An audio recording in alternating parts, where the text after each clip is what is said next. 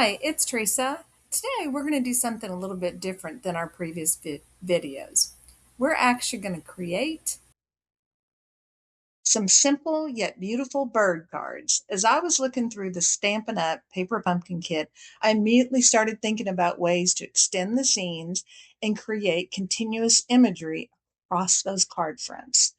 Well, that's exactly what we're going to be doing today in our designs. So first we'll preview and look at the original designs, and then we'll also create the majority of the alternates in this video as well. The alternates will range from easy, like using a sketch as our guideline, or turning a continuous design into a fun fold design, and even some tips and techniques to ink blend and recreate our beautiful birds. Now, enough of my chatting, let's get to crafting. So let's jump in and take a look at the items that we have available in the Fluttering Garden kit. Card number 1, we're going to take a look at the stamp set that's included in the kit.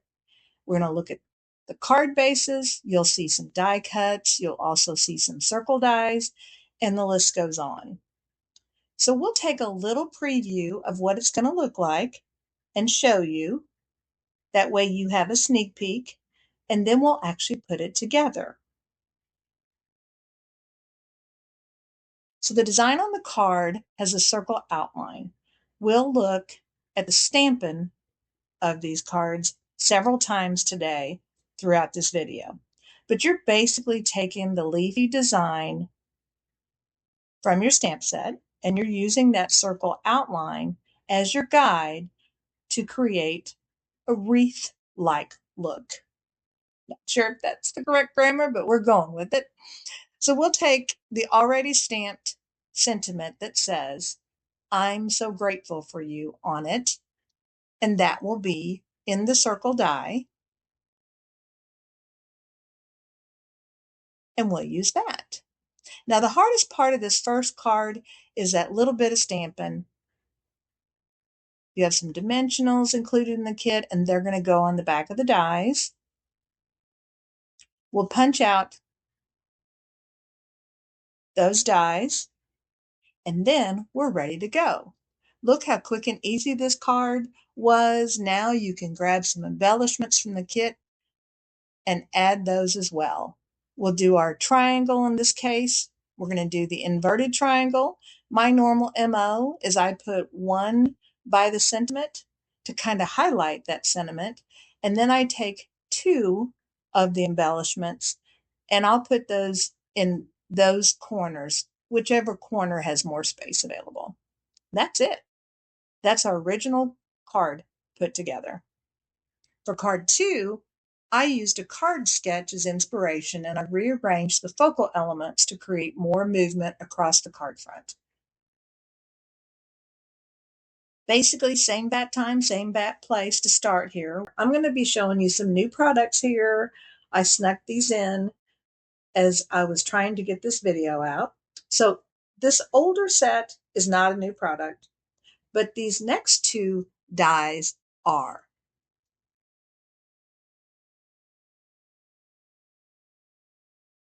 The first one that we'll be looking at is a stamp cut and emboss die set, and it's called Scallop Blooms.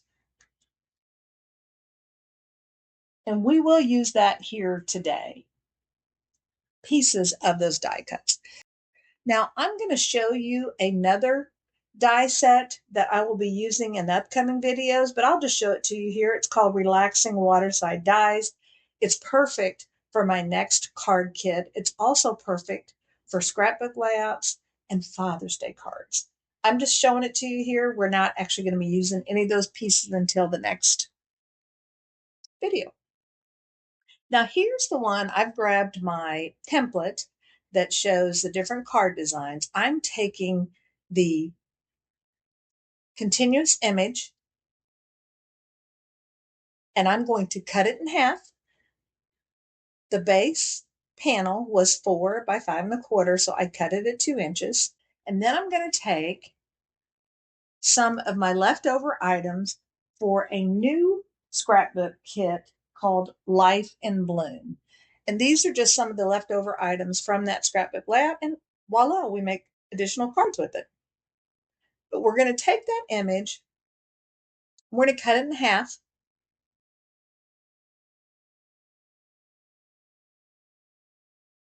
So we can use the oval look to kind of go along with our design. One of the die set stamp sets that we'll be using for this one is Everyday Arches.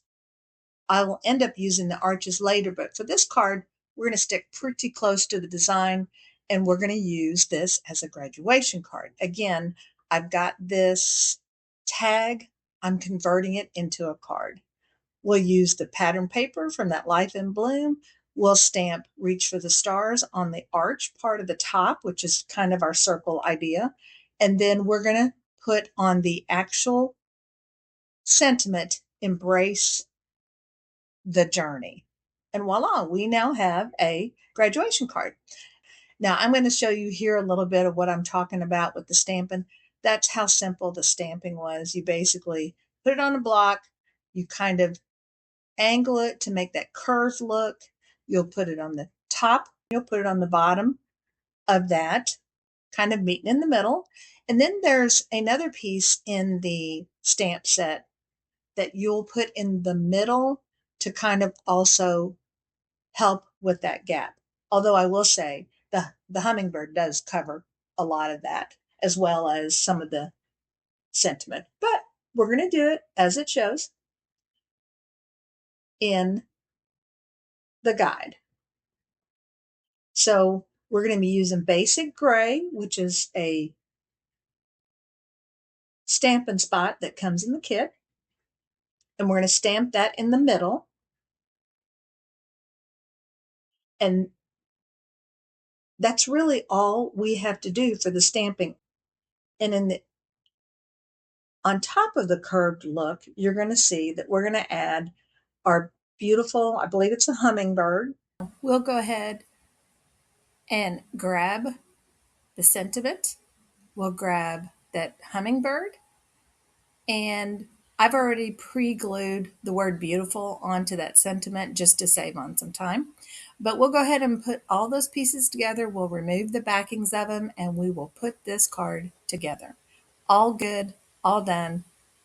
Again, lovely to have these types of special occasion cards handy. Now we'll grab our embellishments, and voila, this card is done. Now for our alternate, we are going to create a gatefold card by using the panel from this card, and that's going to be our continuous image look. So right here what I'm doing is I'm actually cutting down the card itself, and I'm going to cut that to 4 by 5 1/4, because what we're going to do is we're going to go ahead once again, this time we're truly going to stamp. Before I was just kind of showing you what that looked like, but we are truly going to stamp it this time, and we're going to add that curved look on the top and bottom. We'll add the middle piece as well to kind of close the gap. And then after we've done the stamping, which is super easy, right? That's all we have to do here. Then we will go ahead and we will cut this panel at the 2-inch mark so that we can create that continuous look on the gatefold. And those will be on 2 separate pieces, and we'll go over that in just a second. So now we'll put our centerpiece here and add that to the middle. Then we'll make our cut. So I cut those pieces at 2 inches, and now we're going to flip over and go ahead and start using our basic gray Stampin' Spot, and we're going to actually go around the edges of that card. I kind of wanted a masculine card, and so what I decided was I would turn this one into more of a masculine card. Next, we'll go ahead and make the gatefold card. Super easy. I'm going to take a 5.5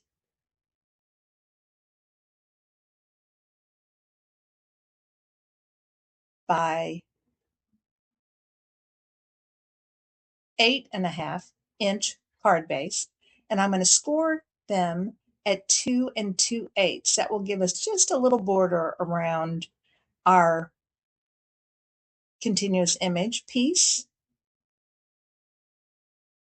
I'll place those on the top, and as you can see, it fits together nicely. We'll glue those down. Right now, I'm just going to put a piece of removable tape on it. We'll glue those down, and then we can finish putting the rest of the card together. As soon as I saw this design, that was the first thing I thought. This would be great for a gatefold card. Now let's go ahead. I did add a few pieces to this. You remember the everyday arches? This is the arch that I used from that set. We used the stamp earlier, but now I'm using the die cut. I wanted something to hold that just a little bit more than this small piece for when you flip the gatefold card open. So I've taken the Have a Beautiful Mother's Day, and I've put that on a piece of leftover Exploring Nature, kind of a watercolor look design. I thought that would look good on the back side. Now put some glue on the back of Beautiful, and I'll add that to that, and I think that turned out nicely. On our arch, I decided I wanted a little bit more color. It kind of blended in too much with that white in the background, so I just grabbed a blending tool, and I'm going to add some of that basic gray color to the back. Again, I just wanted a little bit more of something to grab as you're flipping that card open. I'll put those two together.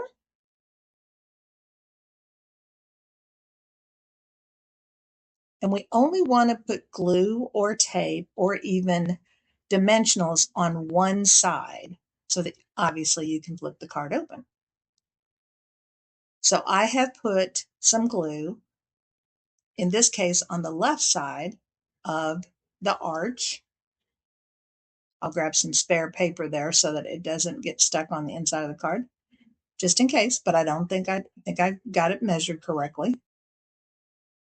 I'll add that. I'm putting it a little bit closer to the bottom because I want the hummingbird to be closer to the top. Now, one thing I do, just a little tip, one thing I do quite often is when I have a situation where I have dimensionals and I have this type of design, I will add glue onto the bottom of the dimensionals. I really want that to stay, and it's going to be open and closed quite a bit, obviously. Now, I will take the left side of our sentiment and I'll add that to the bottom, add my embellishments, and voila, another card done. Now, our next stamping that we'll need to do, we're going to take the last card, and there's two pieces to this. There's the original design, which we're going to do first, and that's going to show you the continuous movement of the greenery here at the bottom, in this case, basic gray.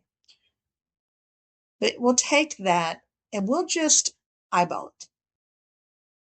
Now, if you're not comfortable with doing that, if you feel that that is something that you will not be able to match up well, then Stampin' Up! Recently added a stamping tool that is wonderful for that. I do not have that yet. That's not on my next order, but they do have it available and it works wonderfully.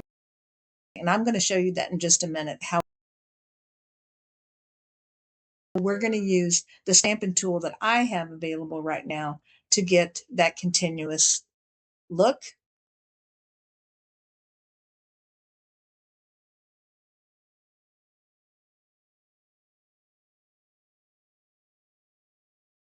Now, once I've finished with that, we're going to grab the die cuts that are in the kit. And there's 3 of them. They're so cute. They're small, they're tiny. There's also the word thank you. We'll put the thank you. This is the original design. I believe I said that earlier. We'll put the thank you in the middle. And I think this design is super sweet. And I think anybody would be happy to get this design.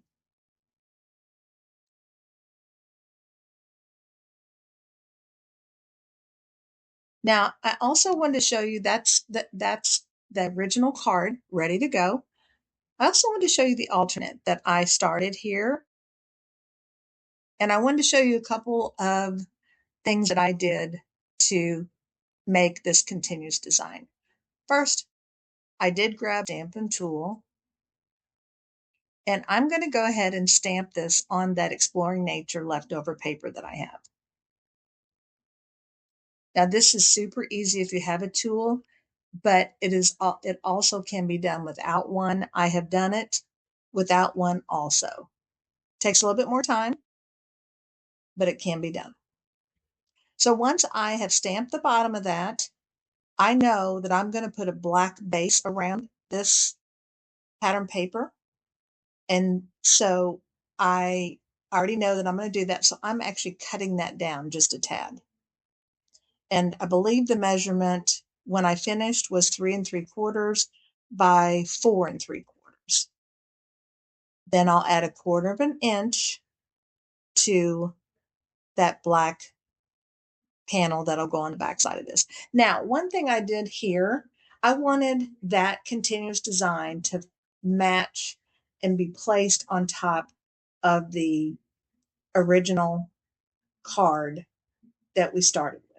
So what I'm doing, I'm taking the Exploring Nature pattern paper, and I'm just going to make some slices in it and leave some openings for us to add it to the top of the card base and give it just a little bit of a window look, but still showing off that continuous design.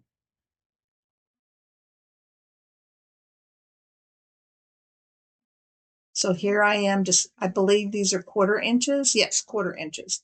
And I'm just taking off little bits and pieces so that I can add that to the top of that card base. Works out perfectly and I love it. My only regret, so hindsight is always 2020. I wish I had made this more of a window look and added dimensionals to the back of this Exploring Nature pattern paper, but it's okay. I still think it turned out great. Fortunately, I don't have a very good picture of that for you here because that card is already gone. So if I get a chance to recreate it, I will do so. But here we are. We're lining them up. They turned out perfectly. We'll line them up. We'll put some removable tape on them so that they stay in place. We'll add our glue, and this card base will be ready to go. Now, I did want to take a few minutes to show you how you could reproduce the hummingbirds from this kit, or at least color them quickly, because that's a lot of detail and a little bit of time to make all those colors. I'm going to show you a way to quickly color those stamped images. Nothing new, just wanted to add that to this piece because it did turn out really cute and I really liked it. So I wanted to show you that last piece here.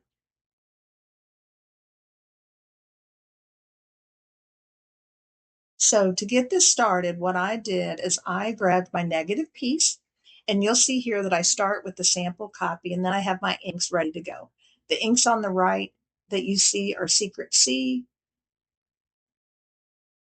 Blueberry Bushel, and Timid Tiger. Now I'm going to use several different ways here to show you the different ways that you can do them. If you happen to have blending tools, great. Finger daubers work great.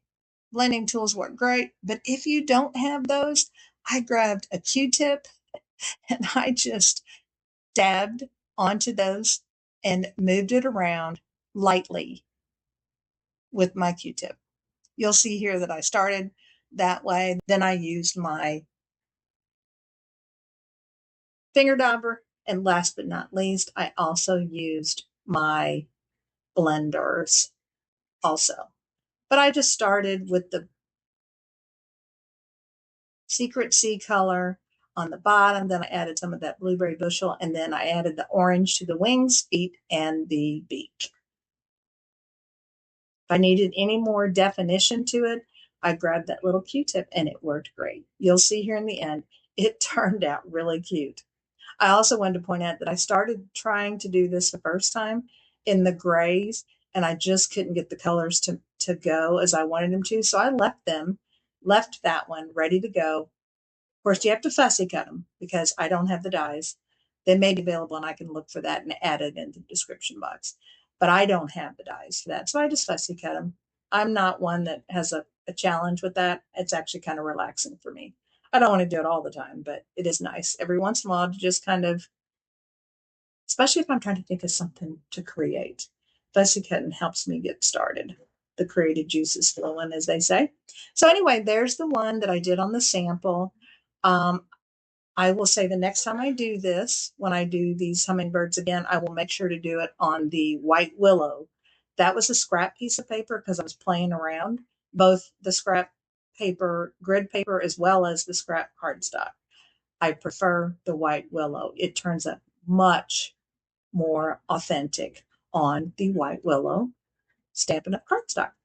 So that's what I have for you here today. I want to thank you so much for joining me. Again, my name is Theresa with Crafty with Theresa. I hope you enjoyed this. If you're new to my channel, please consider subscribing, like, commenting, and shares. It helps my YouTube channel.